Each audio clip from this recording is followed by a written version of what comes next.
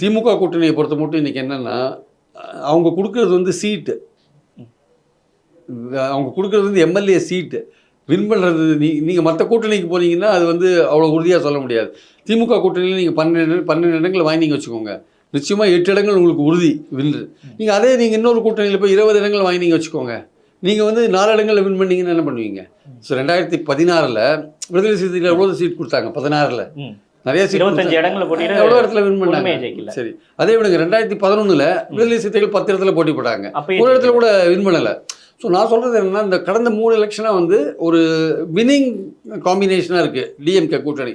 அது வந்து வரப்போகிற தேர்தலையும் தொடரும்ன்ற ஒரு எண்ணம் இன்றைக்கி வரையும் இருக்குது, நாளைக்கு எப்படி போகும்னு சொல்ல முடியாது. ஸோ அதனால் வந்து இன்றைக்கி வந்து அப்படி இருக்கிற போது திமுக அணியில் வந்து நீங்கள் வாங்குகிற சீட்டு எல்லாமே எம்எல்ஏ சீட்டு அப்படின்ற ஒரு உறுதியோடு அது இருக்குது. அதில் ஒரு 75% அப்படி இருக்கும்போது அது அட்வான்டேஜான ஒரு இடமா இருக்கும்போது நீங்கள் அதிகமான இடங்கள் இப்போ 25 கொடுத்தா பெட்டர், இல்லை 25 கேட்டால் நமக்கு 15 கிடைக்கும் அப்படின்னு நினச்சி கூட ஒரு காயினை போடலாம். ஆனால் இது எல்லாமே எப்படின்னா, அது வன்னியரசு ஏன் இதை போடுறாரு இந்த நேரத்தில்ன்றதான் முக்கியமான பாயிண்ட்.